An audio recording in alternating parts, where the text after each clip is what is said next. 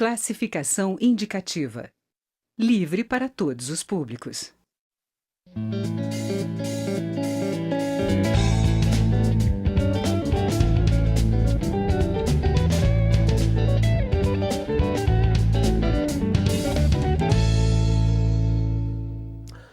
Atualmente, a Zona Franca de Manaus compreende a capital do estado do Amazonas e seus arredores, uma área aí de mais ou menos 10 mil quilômetros quadrados. Mas o deputado Issa Abraão, do PDT amazonense, quer aumentar a área de abrangência da Zona Franca.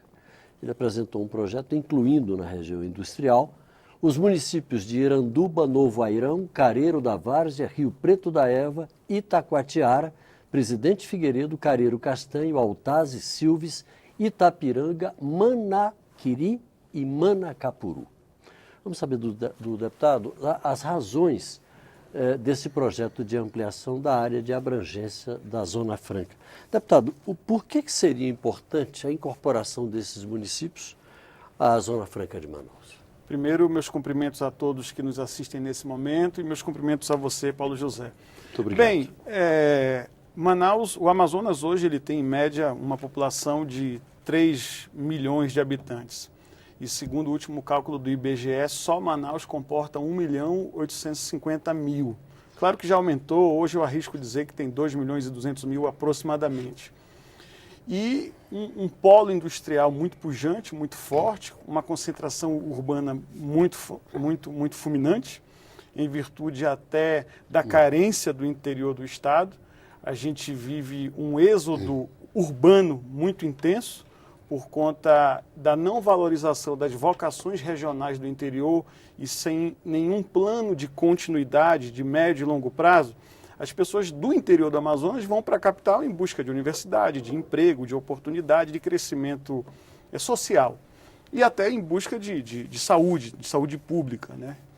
E Manaus acaba que é uma cidade grande, é a 7ª cidade mais populosa do país, o 4º PIB per capita do país, e precisa ter a sua área de desenvolvimento industrial ampliada. Agora, por que isso? Não basta somente ampliar por ampliar. Talvez o maior desafio, a Zona Franca que foi criada em 1967, talvez o maior desafio de lá para cá é interiorizar o desenvolvimento. Até hoje nós conseguimos desenvolver a capital, mas o interior está abandonado. Então, pelo menos na região metropolitana, próximo da capital, a gente está querendo estender esses incentivos fiscais. A ideia é fazer com que indústrias não só se instalem em Manaus, mas como se instalem em todos os municípios, como Manacapuru, Itacoatiara, Presidente Figueiredo, os municípios que você citou. É bem da verdade que isso acaba ajudando não só os municípios, que vão passar a ter emprego, renda, oportunidade, constituir uma nova mentalidade, mas as indústrias também, que não ficarão restritas principalmente ao setor imobiliário, que começa a especular, né? Fora que a Suframa tem tido dificuldade de conseguir. A Suframa é a autarquia que cuida de toda essa área do polo industrial. Para quem não sabe, é a Superintendência da Zona Franca de Manaus. E a própria Suframa tem dificuldade de conseguir os espaços em virtude de Manaus estar crescendo, e tanto é que não se tem mais o Distrito 1 apenas, se tem o Distrito 2. E a maioria das indústrias que conseguem a aprovação do PPB, Processo Produtivo Básico, para poder ver o grau de industrialização efetiva dentro do nosso país, já não consegue espaço ou terrenos planos. Os terrenos na área do Distrito 2 são muito declinados, irregulares, acaba que o empresário ele tem que investir em aterramento, gera um problema ambiental. E com esse projeto a gente consegue resolver, tira o inchamento que já está o polo industrial em Manaus, com mais de 500 empresas, e ainda desenvolve o interior, que é tão próximo. Qualquer cidade ali você consegue chegar em meia hora, 1 hora, tirando Itacoatiara, que aí já é 3 horas. Agora, deputado, na pesquisa que fiz para fazer a entrevista com o senhor, eu fui me informar para entender melhor isso. Eu tive acesso a um PowerPoint feito pelo deputado Serafim Correia, do PSB, do Amazonas. Isso. E o deputado, ele lembrou ele é contrário a algum tipo de ampliação, porque ele diz que seria um gol contra. Ele diz, por exemplo, Rio Preto da Eva, que tem 38% do município, já incorporado à Zona Franca de Manaus, não conseguiu, ao longo desses mais de 40 anos, atrair nenhuma indústria para lá. Ele alega que Manaus tem, pelo fato de ser capital, tem condições de atrair por uma série de vantagens que esses municípios não ofereceriam. Como é que o senhor rebate isso? Da seguinte forma, nem Manaus hoje está conseguindo atrair tanto quanto antes.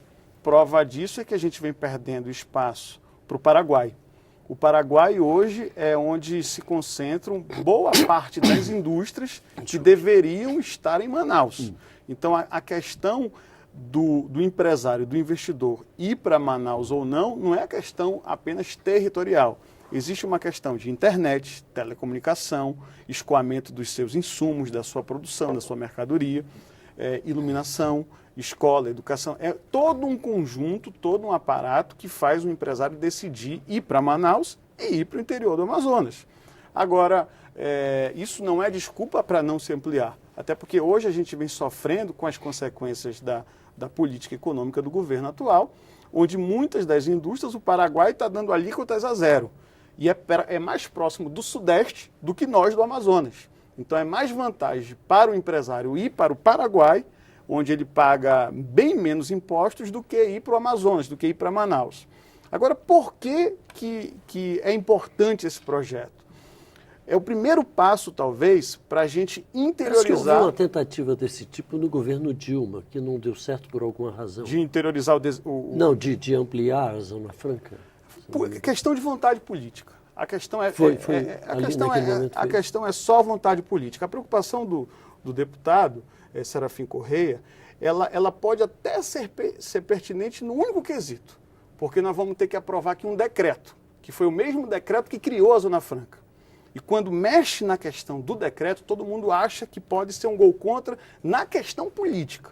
Porém, na questão econômica, na questão do avanço do desenvolvimento, eu não tenho dúvida alguma de que é melhor para o Amazonas e é melhor, inclusive, para o Brasil, que começa a melhorar as suas vantagens comparativas em relação a outras zonas francas e, principalmente, a concorrência desleal do Paraguai. Há também quem alegue que, do ponto de vista dos incentivos, é melhor ficar de fora fornecendo para a Zona Franca do que ficar de dentro. Porque quem está de fora tem isenção de IPI, de CMS e zero COFINS, zero PIS/PASEP. PIS/PASEP? Não. COFINS, zero COFINS. E ao contrário, se tiver lá dentro, você só tem isenção de IPI e de CMS. Como é que o senhor acha que essas indústrias ainda assim se sentirão atraídas para ir para dentro desses municípios? Da mesma forma que estabeleceu-se uma prorrogação para mais 50 anos da Zona Franca, você precisa preencher esses anos de existência da Zona Franca. E a gente se preenche como? Com política econômica, com política industrial e com uma reforma industrial séria nesse país. Por exemplo, o ABC Paulista, São Paulo. Lá se produz carro, se produz automóvel. Não adianta eu querer tirar o automóvel de São Paulo e pôr no Amazonas. No Amazonas se produz moto, a Moto Honda, a Harley Davidson, a Yamaha e tantas outras marcas do Brasil inteiro saem todas de Manaus, da produção da fábrica de Manaus. O celular da Samsung e outros aparelhos saem da produção de Manaus. CDs, DVDs. O problema todo é essa guerra industrial, essa guerra onde uma região do Brasil não respeita a outra. E cada vez que mexe, e qual é a forma de mexer com o interesse da Zona Franca, da capital do Amazonas? É quando qualquer governador, por qualquer razão que seja, reduz o imposto em outra região do país. Isso já é um atrativo para alguém que tem um investimento alocado em Manaus sair, porque a gente está mais distante do país. E nós não temos no país um plano multimodal. Olha o que aconteceu com o nosso combustível. Aumentou por causa desse indexador que está refém do dólar e do barril do petróleo de fora do Brasil, do mercado internacional.